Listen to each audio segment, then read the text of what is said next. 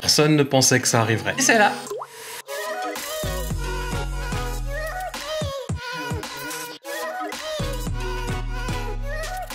Quand le GFX est sorti, personne pensait que Capture One supporterait un jour du moyen format d'une autre marque. Encore moins de monde pensait qu'un jour il y aurait un support plus développé pour Fujifilm au sein de Capture One. Et pourtant, aujourd'hui, à l'instant, je viens de recevoir un email de la part de Phase One qui m'indique que les appareils Fuji sont maintenant pleinement supportés par Capture One Pro.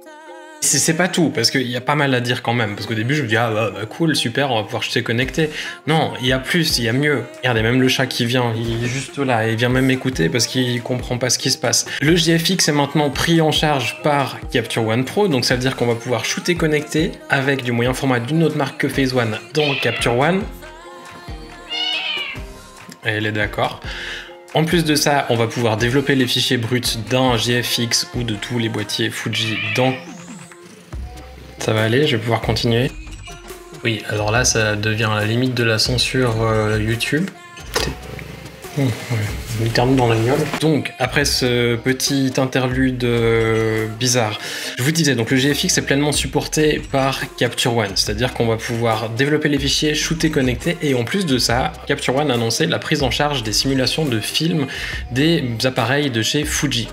Alors, si vous téléchargez la dernière version, qui est la 11.3, qui est déjà disponible maintenant sur le site de Phase One, vous allez vous rendre compte qu'en fait, la simulation des films, elle n'est pas disponible. Alors, effectivement, ils ont annoncé que que ça allait arriver, mais ça n'est pas encore disponible sur la version actuelle. Ça va arriver dans certainement la 11.4 ou 11.3.5, j'en sais rien. Mais pour le moment, on a déjà le support de la prise de vue connectée, le support du GFX et aussi du X-T3 par la même occasion. Une autre chose qui est hyper intéressante et qui, je suis sûr, va plaire à tous les gens qui n'ont que du Fujifilm, c'est que maintenant, si vous avez un boîtier Fujifilm, vous allez pouvoir télécharger, comme les utilisateurs de Sony, une version de Capture One entièrement gratuite. On a maintenant Fujifilm Express pour Fujifilm, et ça c'est génial, c'est-à-dire que si vous achetez un boîtier Fuji, vous avez accès à Capture One Express gratuitement, rien besoin de payer. Si vous voulez la version pro de Capture One pour Fujifilm, vous allez payer seulement 159 $ au lieu des, sauf erreur, 299 $ que les autres personnes payent. Donc voilà, 159 $ la version Fuji, vous pouvez aussi la payer par mensualité à 16 $